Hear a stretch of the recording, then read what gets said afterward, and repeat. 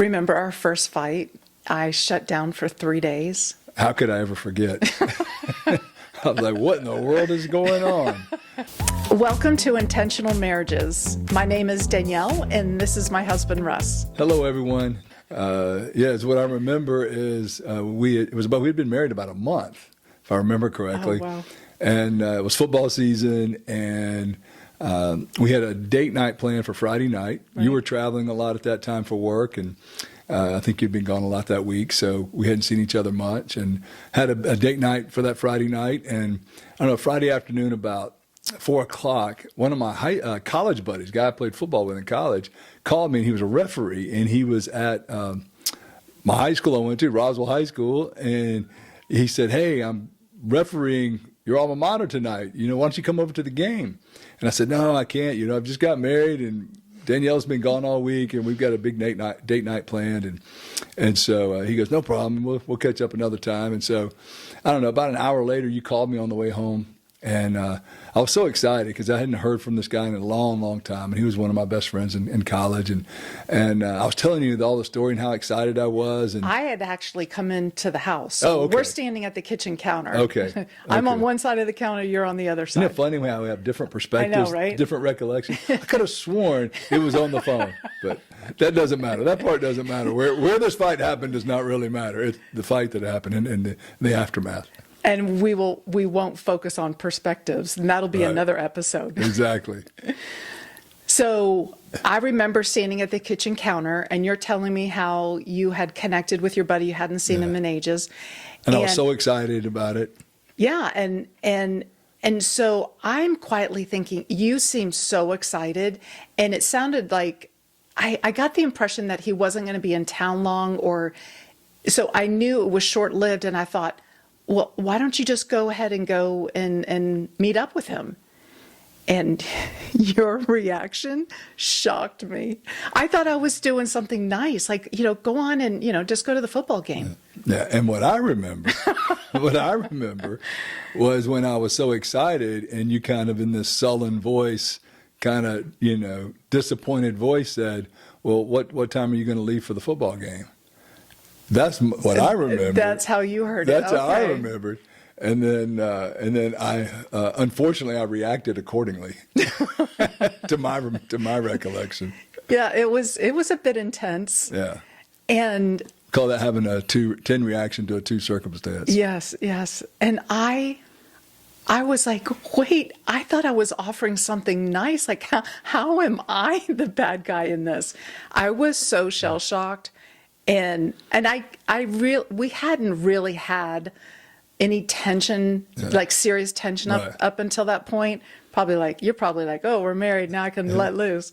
So I remember, I just shut down. I remember walking away. I probably went upstairs to our bedroom.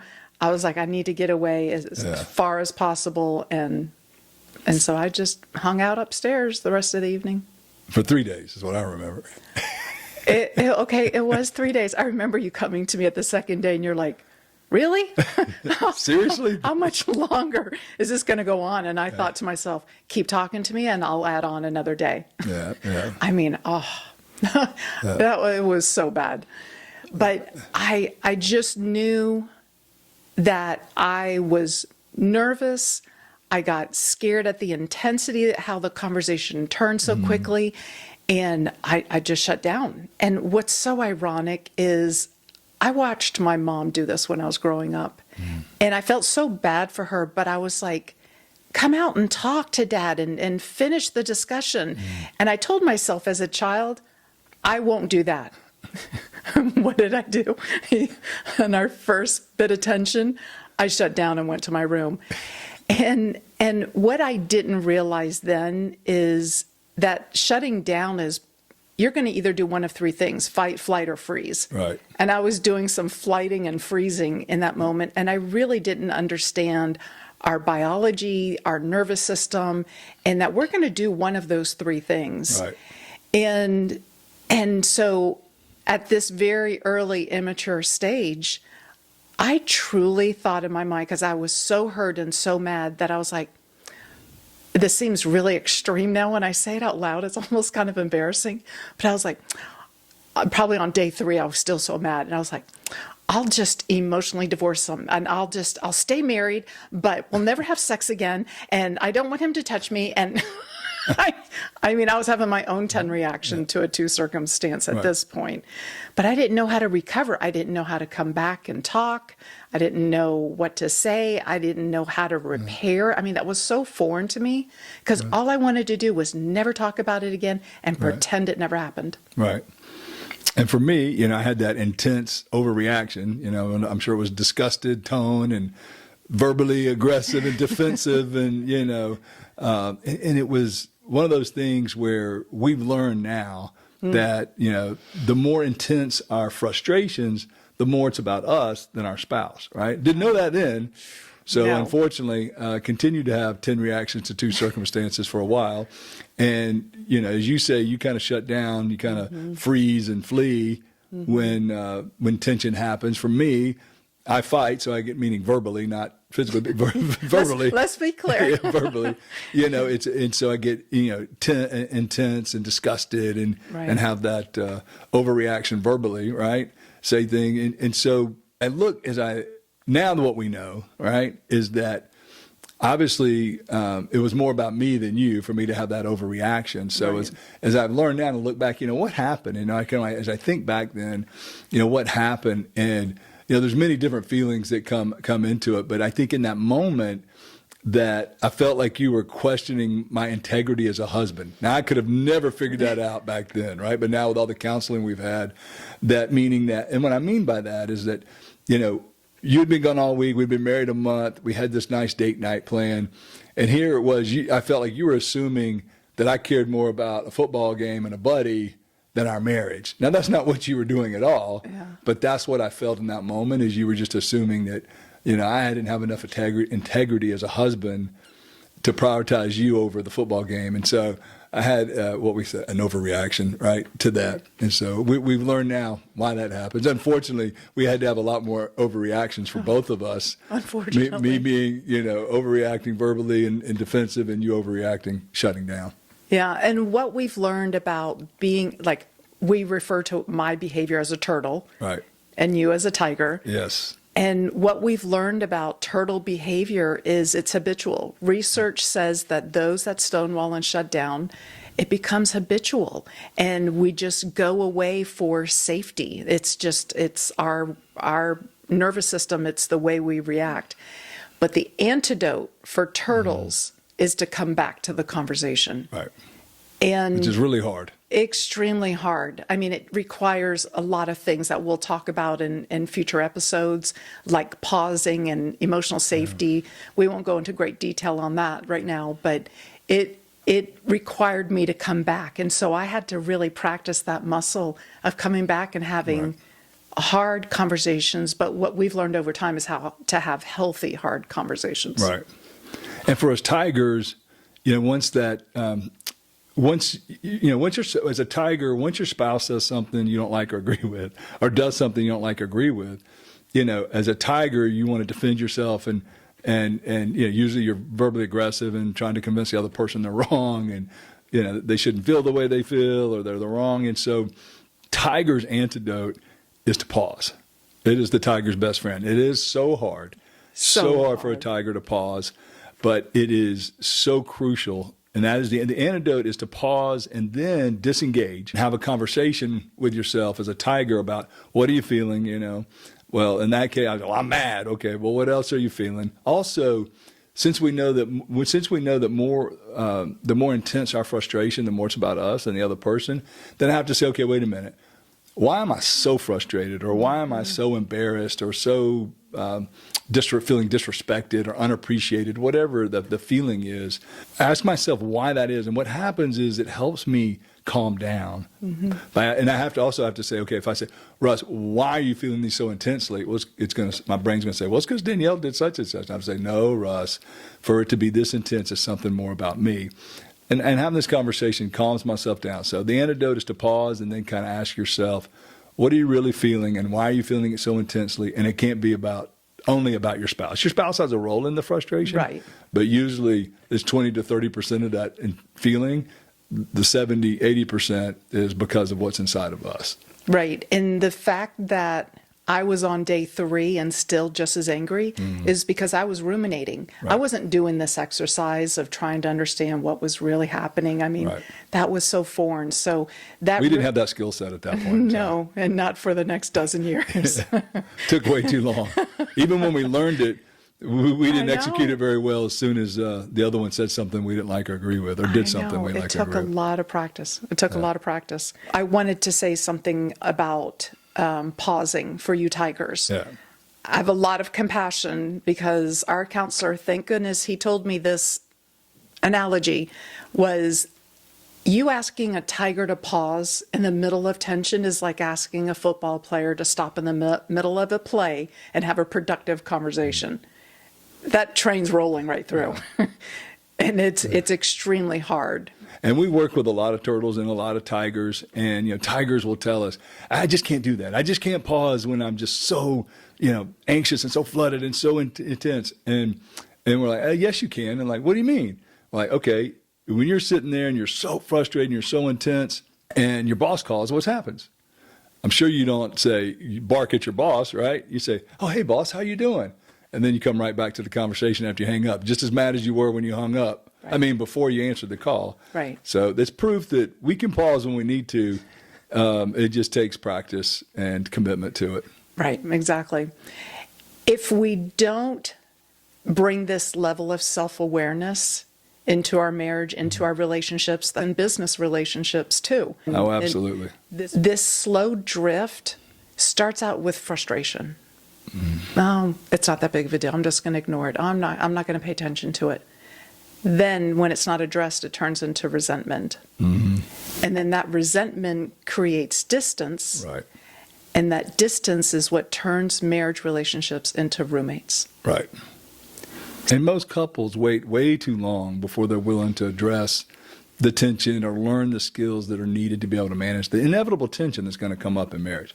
And to their defense, research shows that unhappy couples wait 6 years before getting help. Yeah. And there's excuses. Oh, it'll be better next weekend. I don't want to ask the question. It's too vulnerable. What if he says no? What if she says no? There's a couple practical things that we can do, and it takes a lot of practice, but pausing is your best friend. Pausing when the tension occurs is your best friend. Now, for us turtles, it's easy for us to pause. It's a little bit harder for you guys. But what's important for us turtles is to come back and stay engaged. Now, if we get flooded again and feel that tension, then we need to take another pause. But it's important for us to come back and stay engaged as best as possible. And so what we want to do, though, when we pause, both tigers and turtles, this is really important, is kind of disengage and have a conversation with ourselves about what all we're feeling. The first thing we're going to say is, I'm mad or frustrated or hurt. And then we ask ourselves, what else am I feeling? Am I feeling embarrassed or taken advantage of or not appreciated or disrespected? And then I always ask myself, okay, wait a minute. If I'm feeling disrespected, does Danielle respect me? Yeah, she respects me. So maybe this is a little bit more about me than what actually happened. And like we said earlier, the more intense our frustration, the more it's about us than our spouse. So, but if I ask myself, I'm feeling all these feelings, and I'll say, Russ, why am I feeling these so intensely? Well, it's because Danielle did such and such. I have to say, no, Russ, this has got to be more about something inside of me. So it's really important to have this conversation so we can own our role in our feelings. And so when we have this conversation with ourselves, we're engaging our prefrontal cortex, or the logical part of our brain, which naturally calms us down. But for some people, they'll go away, like Danielle did for 3 days after our first fight, and ruminate and just continue to think about, what made her angry or what made her frustrated or hurt, and she'll just stay in that state of where the nervous system's hijacked. So it's important to have this conversation so that we can calm our nervous system down and come back and have a much more logical conversation. Right. So I had to recognize that my withdrawal, my silence, wasn't me trying to be kind at all. It was self-protection. What was even harder for me to learn was that stonewalling was included in this group of behaviors that are considered the most destructive in marriage. And they are criticism, contempt, defensiveness, and stonewalling. Like, you put stonewalling in with those three? I could have told you those should have been those three. Oh, that was, so I was like, oh my word, I had no idea how destructive it was being to our relationship, because it did feel like so much self-protection. Sure. I know you kept calling it punishing, but it was, I need a retreat. I don't know what to say. I don't know how to repair this. And so, but yeah, I had to learn that was just as damaging as perhaps your defensiveness. Right. And these four, this is from John and Julie Gottman from the Gottman Institute, and they claim that these are the four most destructive. There's other destructive behaviors, but criticism, contempt, defensiveness, and stonewalling are the four most destructive. And so I told Danielle, felt like I was walking on eggshells around her. And she's like, "What? I'm the nice one." I'm not saying anything back to you. I'm great. Yeah. Like, how are you walking on eggshells? And I said, because if I shared a frustration with her or a complaint or something that I was upset about, she would go shut down for 3 days. So it got me from sharing anything. That's true. That's true. So it's guilty. Yeah, it's very humbling when we learn these behaviors. We always think that that our frustrations are all their fault, and when we learn that we've got a role in our frustrations, it's very humbling and can be humiliating. And humiliating, yes. Yeah. Well, I had to learn that in the moment I needed to just solve everything in the moment, like when there was tension.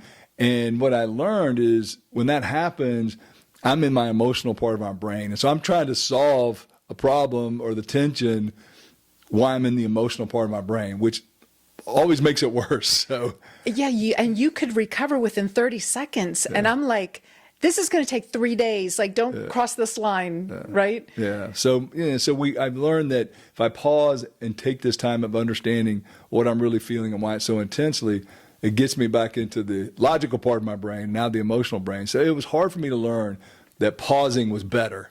Because I'm wired, tigers are wired, we've got to solve it in the moment. That's how we seek safety. So how a tiger's nervous system seeks safety is resolving it in the moment. And that's so foreign to us turtles. Yeah, but it usually makes it worse, not better, trying to solve it in the moment when you're flooded with all that emotion.